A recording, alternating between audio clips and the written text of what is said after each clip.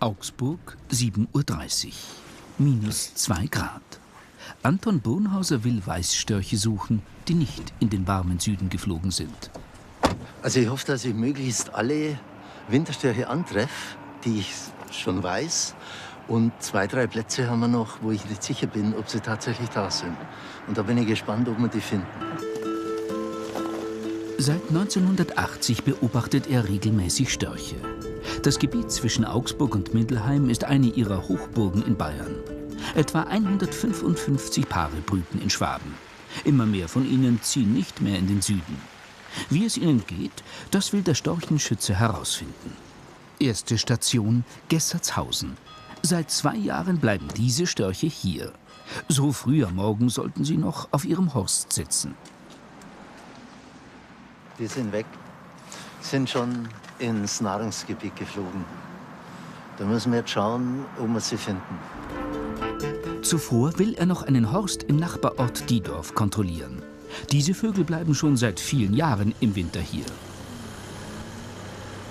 Wieder nichts. Doch noch weggeflogen?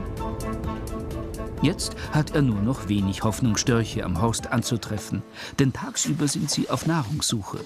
Trotzdem noch eine Dachkontrolle. Ja, da schau her, die sind ja tatsächlich da. So spät noch auf dem Dach, das ist ungewöhnlich. Geht's denen gut?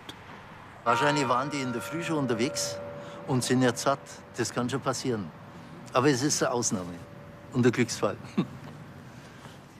Seit etwa 10 Jahren überwintern sie hier, ohne Probleme.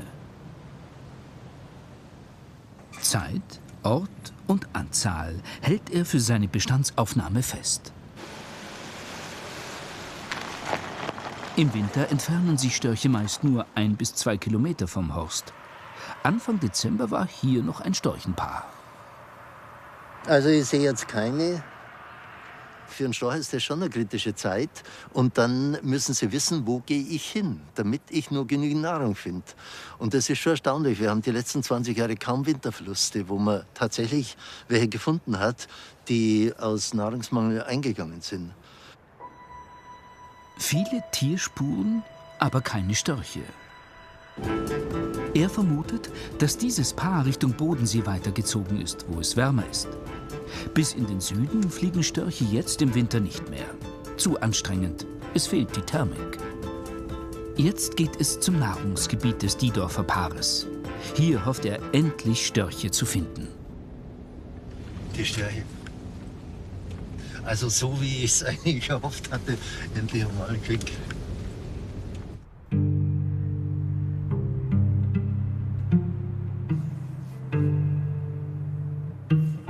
Regungslos in der vereisten Wiese das Weibchen. Das Männchen auf Nahrungssuche. Ohne Erfolg.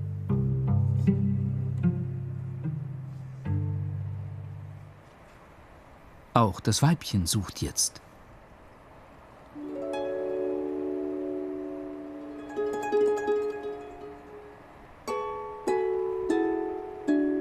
Regenwürmer. Zusammen mit Mäusen die Hauptnahrung im Winter. Meister Adebar ist ein Kulturfolger. Er profitiert von kurzen, häufig gemähten Wiesen.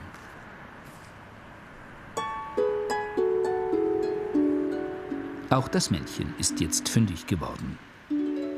Bei geschlossener Schneedecke würden sie auf offene Fließgewässer ausweichen. Dort gibt's Fische und Libellenlarven. Am Ring des Männchens kann Storchenschützer Bonhauser sehen, woher das Tier stammt.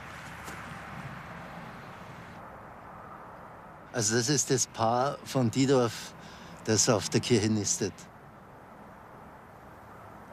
Sie nutzen die intensive Landwirtschaft zu ihrem Vorteil.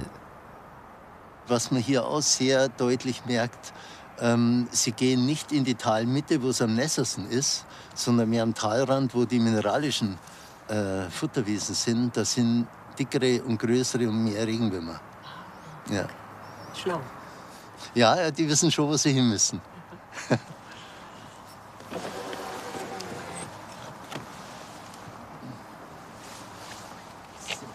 Jetzt muss man das noch notieren.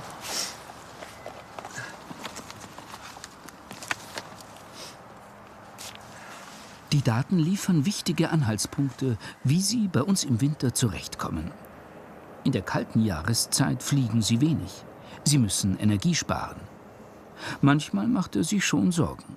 Wenn einer mal tagelang auf dem Nest sitzt, weil geschlossene Schneelage ist und der fliegt nicht weg, da denkt man dann schon, Menschenskinder, jetzt beweg dich mal. Aber es ist halt auch eine Überlebensstrategie, dass der Storch einfach auf Energiesparmodus schaltet. Dann macht er sich rund, zieht den Kopf ein Bein ins Gefieder und macht den ganzen Tag nichts. Da verbraucht er halt fast keine Energie. Ein paar Kilometer weiter eine Kompostieranlage.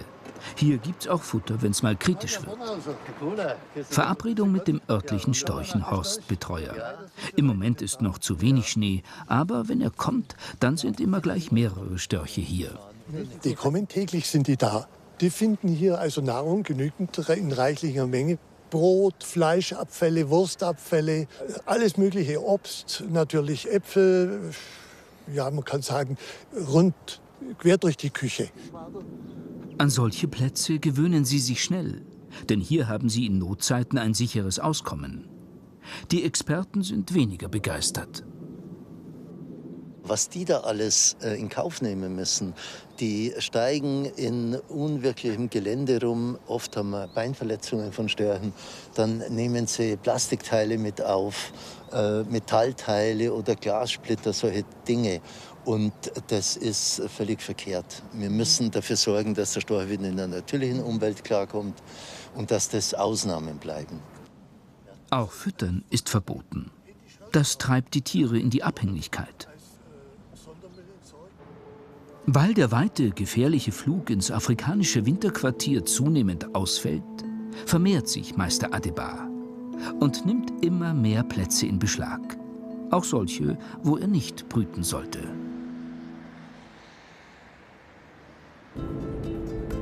Zum Schluss geht's in die Hochburg der Störche, Pfaffenhausen, eine Gemeinde mit 10 Paaren und vielen Überwinterern.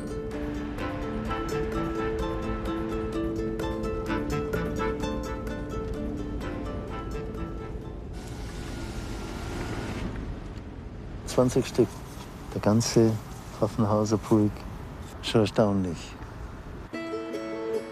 So viele auf einmal gibt es selten um diese Jahreszeit. Begonnen hat das Überwintern um das Jahr 2000 mit ersten Störchen aus Aufzuchtstationen. Diese haben dann andere dazu verleitet, ebenfalls da zu bleiben. So hat es auch in Pfaffenhausen begonnen. Hier bleiben lohnt sich, denn die Winter werden immer milder. Der Klimawandel führt dazu, dass diese Wintertradition immer mehr um sich greift. Das wird zu einem Massenphänomen. Es breitet sich in Bayern nach Norden und Osten aus, in den Mittelgebirgslagen. Früher hat man das nur im Flachland in Westbayern. Und das ist auch bei anderen Arten zu spüren, aber beim Storch schlägt es voll durch. Jüngere Tiere fühlen sich zusammen mit erfahrenen Störchen wohl. Denn die wissen, wo es hingehen muss, falls noch eine geschlossene Schneedecke kommen sollte. Dann kann es auch sein, dass die Störche doch noch weiter zum warmen Bodensee ziehen.